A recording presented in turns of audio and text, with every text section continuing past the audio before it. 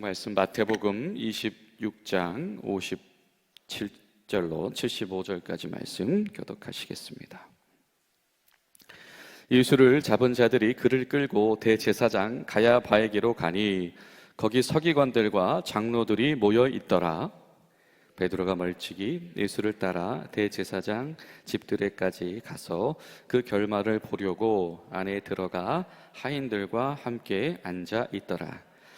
대제사장들과 온 공회가 예수를 죽이려고 그를 칠 증거를 찾으며 많이 왔으나 얻지 못하더니 후에 두 사람이 와서 이르되 이 사람의 말이 내가 하나님의 성전을 헐고 사흘 동안 지을 수 있다 하더라 하니 장이 일어나서 예수께 묻되 아무 대답도 없느냐? 이 사람들이 너를 치는 증거가 어떠하냐 하되 예수께서 침묵하시거늘 대제사장이 이르되 내가 너로 살아계신 하나님께 맹세하노니 내가 하나님의 아들 그리스도인지 우리에게 말하라. 예수께서 이르시되 내가 말하였느니라. 그러나 내가 너희에게 이르노니 이후에 인자가 권능의 우편에 앉아 있는 것과 하늘 구름을 타고 오는 것을 너희가 보리라 하시니 이에 대제사장이 자기 옷을 찢으며 이르되 그가 신성모독하는 말을 하였으니 어찌 더 증인을 요구하리요? 보라, 너희가 지금 이 신성모독하는 말을 들었도다. 너희 생각은 어떠하냐? 대답하여 이르되 그는 사형에 해당하니라 하고 이에 예수의 얼굴에 침 뱉으며 주먹으로 치고 어떤 사람은 손바닥으로 때리며 이르되 그리스도야 우리에게 선지자 노릇을 하라. 너를 친 자가 누구냐 하더라. 베드로가 바깥 뜰에 앉았더니 한 여종이 나와 이르되 너도 갈릴리 사람 예수와 함께 있었도다 하거늘 모든 사람 앞에서 부인하여 이르되 나는 내가 무슨 말을 하는지 알지 못하겠노라 하며 앞문까지 나아가니 다른 여종이 그를 보고 거기 있는 사람들에게 말하되 이 사람은 나사렛 예수와 함께 있었도다 하매 베드로가 맹세하고 또 부인하며 이르되 나는 그 사람을 알지 못하노라 하더라.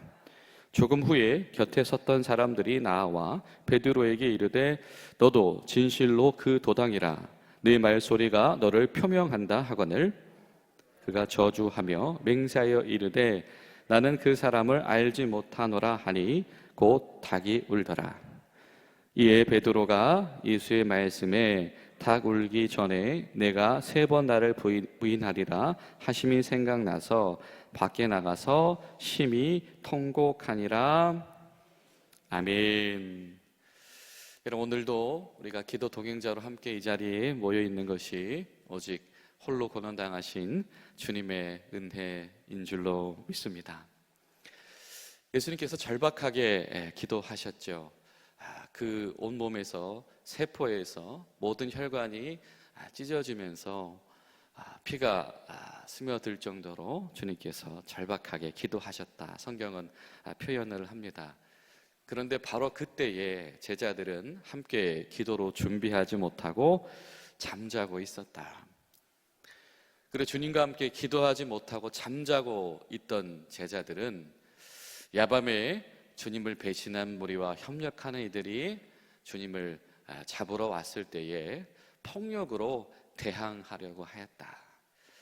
그런데 주님께서 뜻밖의 비폭력으로 순순히 그들에게 잡히시자 갑자기 성경은 이렇게 표현을 하죠. 주님을 버리고 도망했다. 오늘 말씀 속에 주님은 자신을 버리고 제자들이 도망간 상황 가운데 놓이셨습니다. 그 와중에 오늘 말씀 보니까 58절에 성경이 이렇게 표현을 하죠. 베드로가 어떻게 해요? 멀찍이 예수를 따라가는데 왜 그 결말을 보려고 따라갔다.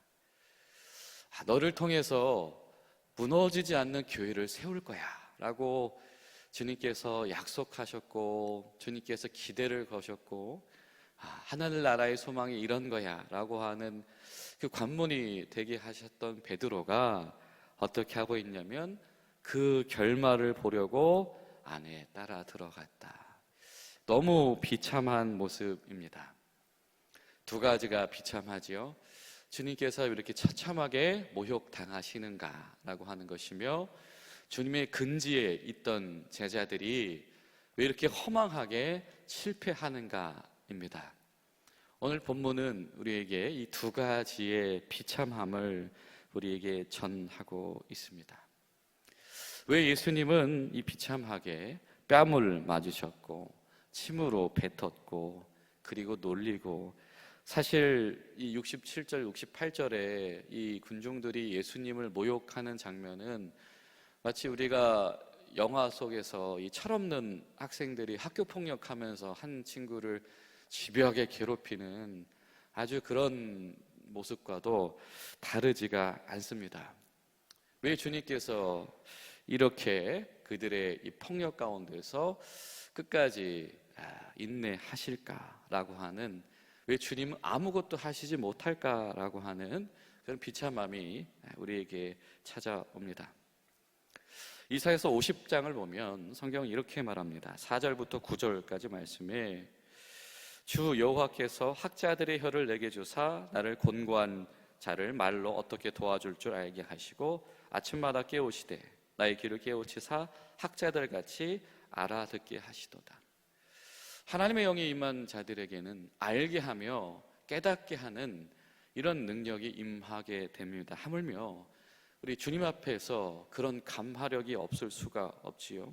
자, 그런데 이사야서 50장 계속 이렇게 말합니다. 주 여호와께서 나의 길을 여셨으므로 내가 거역하지도 아니하며 뒤로 물러가지도 아니하며. 그 하나님의 말씀의 진행 가운데에서 선지자가 이렇게 외치지요. 그 하나님의 뜻 가운데서 거역하지도 않는 것, 뒤로 물러나지도 않는 것이 바로 주님의 뜻이다라고 하는 겁니다. 또 6절 이렇게 말합니다. 나를 때리는 자들에게 내 등을 맡기며 나의 수염을 뽑는 자들에게 나의 뺨을 맡기며 모욕과 침뱉음을 당하여도 내 얼굴을 가리지 아니하였느니라. 지금 주님께서 군중에게 당하시는 모욕이 이와 다르지 않지요. 7절 주 여호와께서 나를 도우심으로 어떻게 내가 부끄러워하지 아니하고 내 얼굴을 부싯돌 같이 굳게 하였으므로 내가 수치를 당하지 아니할 줄 아노라. 수치의 상황이 미발생한 것이 아니고 처절한 수치의 상황 속에서 그 수치를 수치로 여기지 아니하는 것, 이것이 기도 가운데서 하나님의 뜻에 따라가는 그 모범을 보여주신 오늘 주님의 이 모욕 당하는 모습이시다라고 하는 겁니다. 나를 의롭다 하시는 이가 가까이 계시니 나와 다툴 자가 누구냐? 나와 함께 설지어다. 나의 대적이 누구냐? 내게 가까이 나올지어다. 이 말씀 가운데서 먹먹해지는 것 같아요. 나와 다툴 자가 누구냐? 나와 함께 살아. 나와 대적할 자가 누구냐? 내게 가까이 와라. 오히려 이 주님께서 지금 주님을 음해하려고 하는 이들을 지금 초청하고 계시다라고 하는 것이죠.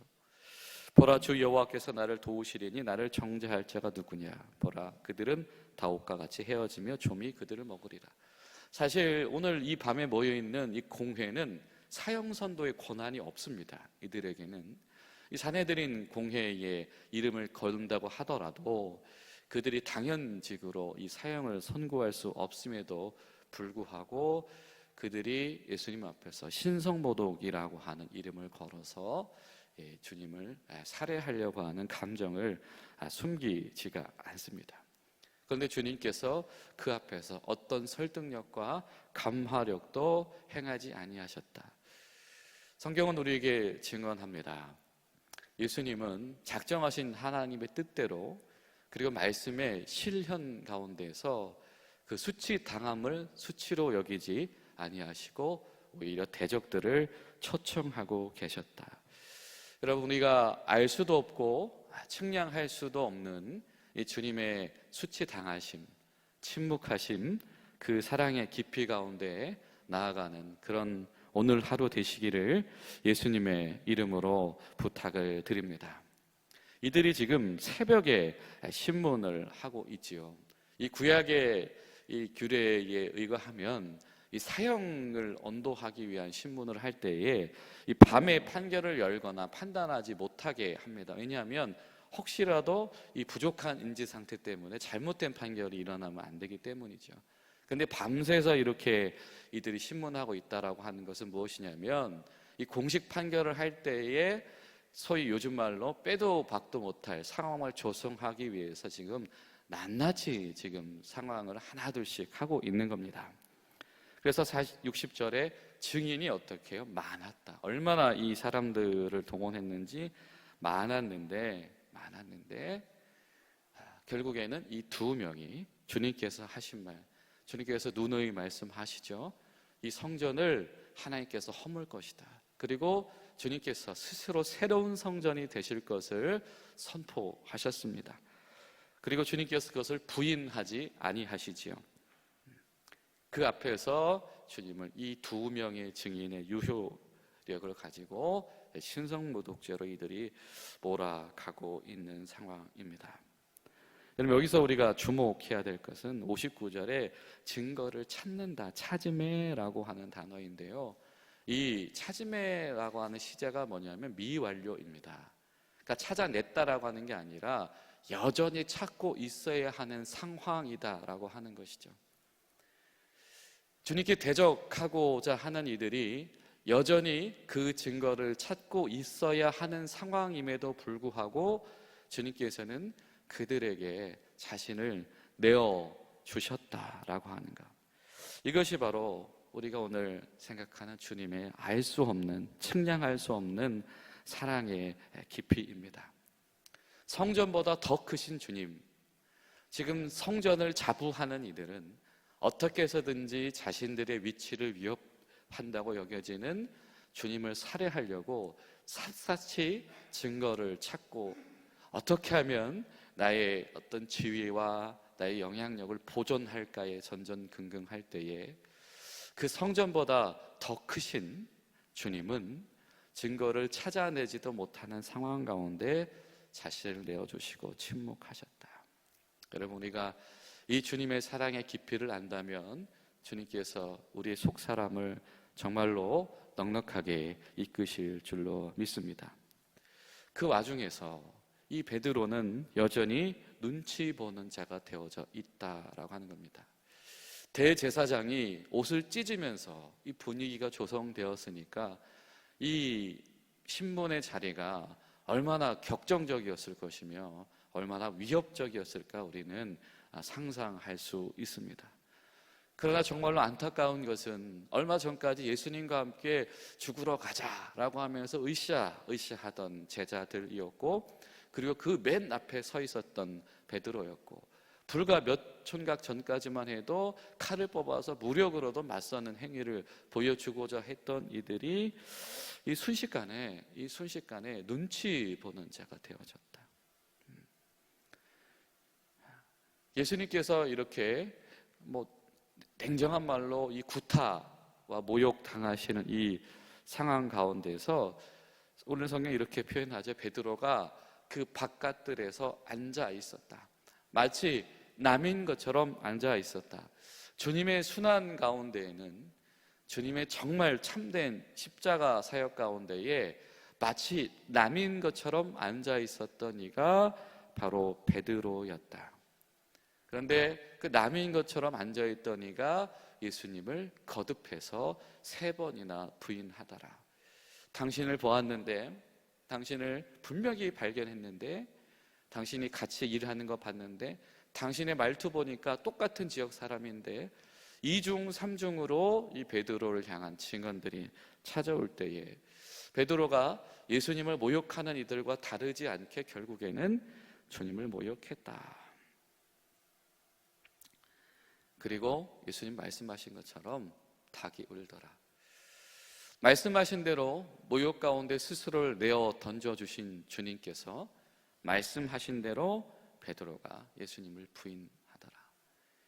여러분, 이 신앙을 과신하는 이들, 신앙을 자신하던 이들이 상황을, 추이를 지켜보고 분위기를 보며 또 그 상황 가운데서 위기를 어떻게 모면할까라고 하는 이 불신앙적인 모습들이 굉장히 마음 아프게 다가오는 것입니다. 여러분, 그런데 성경은 베드로가 이렇게 순식간에 추락하게 되어지는 원인은 우리에게 무엇이라고 말하냐면, 주님께서 기도하자고 하실 때에 깨어 있지 못하고 졸며 기도하지 못했다. 주님께서 하자고 하실 때에 깨어서 기도하지 못하던 이들이 주님을 버리고 도망하는 이가 되었으며, 추위를 살펴보며 주님을 선택할지 버릴지를 저울질하는 이가 되었고, 주님을 부인하는 이가 되었다. 여러분, 우리 하루 오늘 기도하실 때 우리가 동행할 인물은 다른 타인이 아니라 바로 우리 안에 있는 불신앙적인 자아인 줄로 믿습니다. 하나님, 기도하지 못하며 과신하지 않도록 도와주시옵소서. 기도하지 못하고 막연하게 선언하지 않게 하시고, 기도하지 못해서 주님 앞에서 점점점 멀어지는 신앙인들 되지 않을 수 있도록, 정말 예수님처럼 핏방울이 맺혀지는 기도의 현실들이 우리 가운데 임하도록 성령님 우리를 도와주시옵소서. 그런 마음으로 간절히 나아가시는 복된 하루 되시기를 간절히 소망합니다.